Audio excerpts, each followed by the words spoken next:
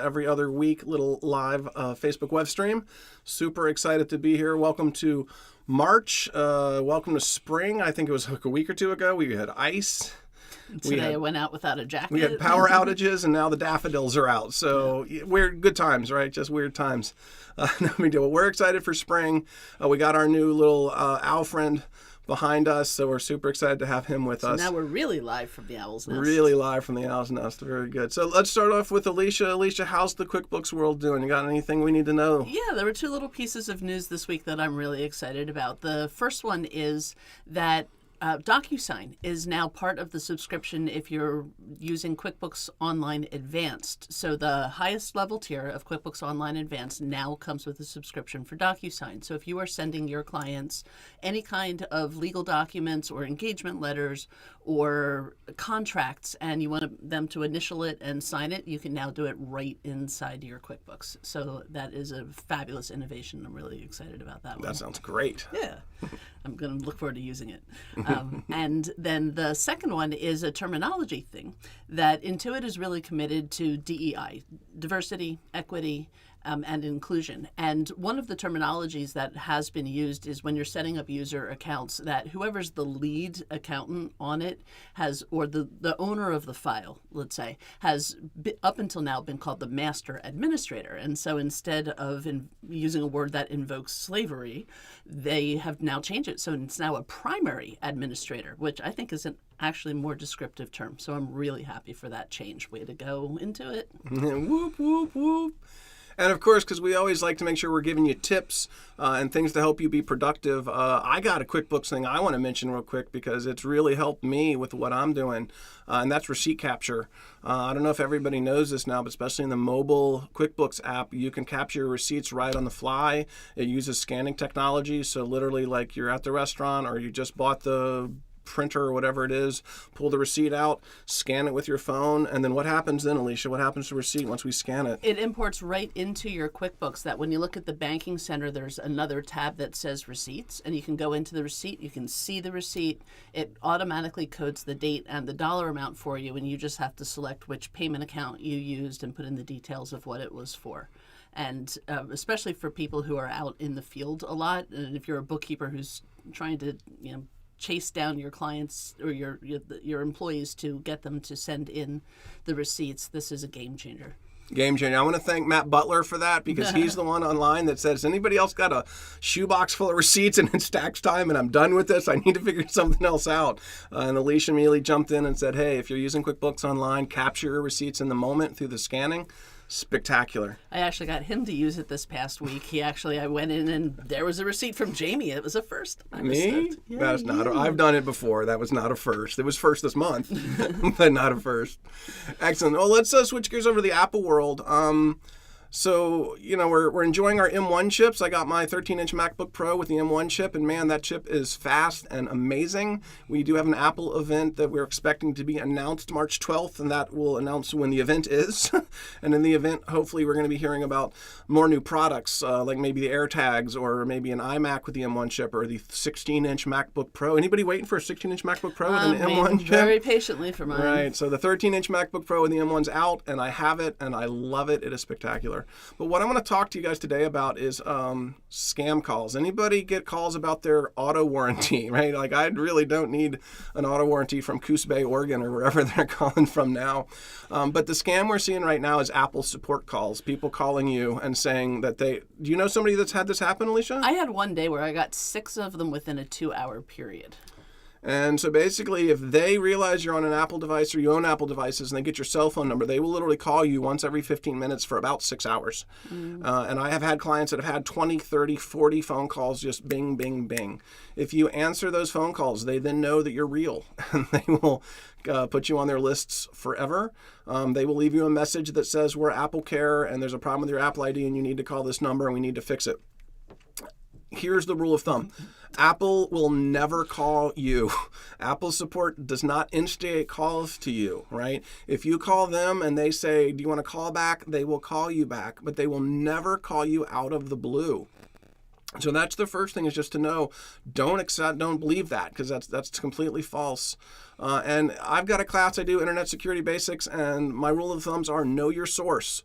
If you don't know who they are, where they're calling from, what their company is, where their home base is, don't trust it. If they initiated the conversation, you need to think twice about, is this okay to move forward with? Now, if you initiate it, great, but if they initiate it, you need to think twice about that. So what I like to tell people is say, can I have a case number?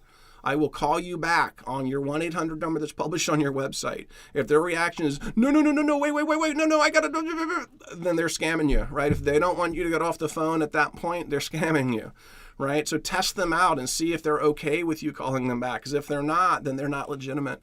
Okay, so watch out for that. And they will screen share into your machine, and they will show you things that are normal and make them look scary. Okay, so if anybody runs into that, call us. We are happy to talk you through, tell you whether it's real or fake. That's part of what we do.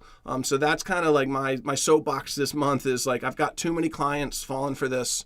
The pop-up windows, call the 1-800 number, all those sorts of things are going to do damage, blah, blah, blah. On the same concept, two more things that are coming up in the Apple world. One, the Flash Player for Mac has been Adobe has decided to not support the Flash Player for Mac anymore. This has been the number one way that people have gotten malware on their Mac devices and computers for a long time now. You get a pop-up that says you need to update your Flash Player, you fall for it and you install it. It installs malware because it's not actually from Adobe. Adobe has said they're not going to support it anymore, which means they're never going to update it again, which means any vulnerability that exists will be there forever. Now's a great time to uninstall your Flash Player. If you do a Google search, uninstall Flash Player for Mac, download the uninstaller from the Adobe website specifically. That's know your source, right? And now's an okay time to get rid of the Flash Player. There's a debate online about it. You got something? Oh, I was going to say, I even uninstalled mine and I didn't even notice a difference on my computer as far as functionality. So it's not like you're losing something by disconnecting it. Well, basically, the Flash Player was for animation and for video, and now HTML5 does that natively. So we don't need the Flash Player. There's a debate online. Another Mac support person said the same advice, uninstall the Flash Player, and they got a lot of flack about it. Well, I have legacy websites that still use Flash, or, what if I've got elements that use Flash? Well, modernize, I guess. The Flash Player does still work, and you can leave it installed. It just isn't going to be supported, and that's where the scary part and the vulnerability comes in. So watch out for that. So that's the Flash Player thing. The other thing that we're seeing quite a bit is that there is a new malware tool inside of Big Sur's operating system, and you can't even see it. It's just kind of in there. And if there is a piece of software that has an expired certificate, this is kind of big words, ignore the big words. If there's an expired certificate, you will get a pop-up that says, this specific app will damage your computer, report it to Apple, and there's an OK button and not a lot of other options except for show in Finder. HP software, HP printers software had expired certificates, and anybody with an HP printer had this last month. But now we're seeing it for a slew of other software that is just older software, not really even used. You can normally just delete those, even though they're in the library. Be careful in the library, of course. But you can just delete those and hopefully not have those pop-ups anymore. But the truth is that they're not going to damage your computer. Okay, so that's a very scary message. It sounds like it's going to do some damage. It probably isn't. It's probably just an older piece of software with an expired certificate, and that you do need to address it, or that pop-up will annoy you forever, but there's no real big danger. It's not actually malware. Okay, so there's all my security threat conversations. This is a great time. Springtime's the time to think about security, right? Time to start thinking about spring cleaning, too. Spring cleaning. Mm-hmm. Well, you got any classes coming up? Speaking of what's coming up? Yeah. I'm actually, starting next week, I'm doing 2 classes in a row for Microsoft Word. I haven't taught any Word classes for a number of years, but I realized that the information I had was getting really old, so I'm doing a whole fresh new recording on Microsoft Word. So next week is a 3-hour learn Word in 3 hours flat, where I go through all the fundamentals, because most of you are saying, oh, I already know Word, I don't need this class. But I really dig into the software, and I show you a lot of tools that you have no idea are there. So if you don't know what you you don't know. Exactly. She knows what you don't know. That's what's crazy about that. Exactly. I mean, Word's one of those pieces of software where you can sit down in front of it and you can start typing and your letter looks perfect. And so you can get the results out of it. But if you're doing anything more complex and you want to do any graphic design or any layout or any reports, whether it's for school or for work, there's a lot of really cool, slick features in it. And so the second week, the 2 weeks from now, is going to be an intermediate Word class where I'm going to look at all of the reports tools. So whether you're a student or you're doing reports for work, we'll get into everything from page numbering to gutters to style sheets to tables of contents, picture captions, and all the really useful desktop publishing tools. What's a gutter? Oh, I'll take the class. I'm not going to. Don't go into that now. I didn't know that term. Very good. And then after that, I have 2 more classes coming up in this cycle for QuickBooks. I'm doing one on merchant services, which is a class I teach about once a year, but it's got all the updates on how to use QuickBooks Payments, which is the integrated merchant services inside your QuickBooks software, which is a huge time saver. It's tons of automations, a lot of work that you no longer have to do when you're taking credit cards. And then the week after that, I am doing my first payroll course. So that's been one of the questions that people have been asking me is how do I learn about payroll? And so now I'm going to be doing a course about how to set up full service payroll in QuickBooks and how to do your first payroll runs. And also how to pay your payroll taxes. Everybody knows when you start talking about that QuickBooks stuff, I glaze over a little bit. Forgive me. Well, you wouldn't if you took my classes. Well, I know, but I'd married you for a reason. So I don't have to do that part of it. Anyway, my upcoming classes, super fun. Last week, I'm doing my iPhone iPad series right now, and last week we did our photography class with the camera and the Photos app, and I was amazed at all the cool new features in the iPhone 12 Pro and 12 Pro Max inside the camera. The ultra wide and the wide lens, the new quick take video, all sorts of new ways that the camera functions. And so if your camera's acting funky and you don't know why, go get that class on demand. Even though I did it last week, it's in the library and available on demand.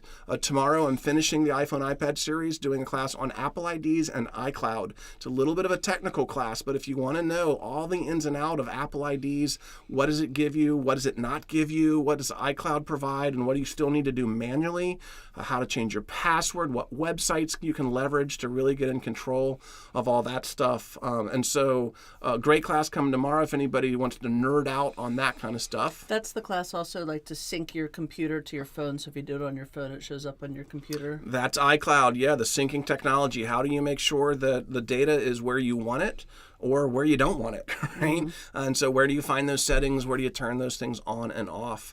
Once we get done with the iPad iPhone series this week, I'm going to be going back to my Mac OS series about laptops and desktops, and we're going to be doing Apple Mail, contacts, and calendars the first week. The second week is Safari and bookmarks, how to get organized in Safari, and some really cool features I think a lot of people miss in Safari, especially like the new favorites page and how to get control of the keychain and the reading list and all sorts of fun stuff like that. So as he's saying that stuff, that's where my eyes begin to glaze over. But Safari's another one of those programs where you just get up and you start browsing and you can get to the websites that you need to. But there are so many organizational tools and really cool tips and tricks to get where you need to go really fast and get back to the things you did in the past.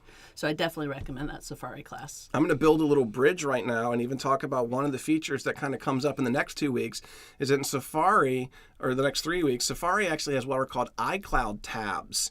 And iCloud, if you're logged into your iPhone, your iPad, and your laptop, it actually cross-references what tabs you have open in Safari. So I can go from my iMac to my MacBook Pro to my iPhone and see what websites I have open on the other devices so I don't have to look them up or Google search them. I can just go to where the iCloud tabs are and choose it. So come to Safari class. I'll teach you all about iCloud tabs. I love that one in particular because when I'm like searching for something or shopping on my phone and then I want to go to my computer to order it, I can just open it up on my computer and boom, there it is. Or maybe even use handoff, and maybe your computer will realize you're in Safari, and you can just click on it down in the dock, and it'll just bring it right over there for you. So the handoff feature is another great one we're going to be talking about in the iCloud class. Go to royalwise.com, go to the calendar. You'll see a list of all the upcoming classes. Also, we're always encouraging people to think about a membership with us. $30, $50, $100. We have a couple different levels of membership that'll give you access to 40 to 80 hours of on-demand video training. One of the levels gets you into a working happy hour with Alicia or I, depending on if you go QuickBooks or Apple. That's the silver level. The silver level. And then our gold level, you actually get an hour of our time every month. So if you're really want to learn and you want a mentor and you want somebody to really be able to ask questions of, that gold level is great for that. So consider a membership if you want. But if not, just drop in, do a live webinar, or maybe buy something on demand. We've got a great catalog waiting for you. Anything we can do to help you ease your way with technology. You shouldn't be having to spend time trying to figure something out and then miss all the cool bells and whistles. Which should be fun. Yeah, it should be fun. I say to my clients, I want you out in the garden. I don't want you cleaning up 18,000 photos, right? I want to get that done real quick, and then you can get back out to that sunshine. Mm-hmm. With that, I think it's time for us to wind this up and get out in some sunshine. What do you think? Sounds like fun. So thank you, everybody, for just spending this little bit of time with us here live in the Owl's Nest. Alicia and Jamie from Royalwise. You can always find us online at royalwise.com. We'll see you in class. Thanks, everybody.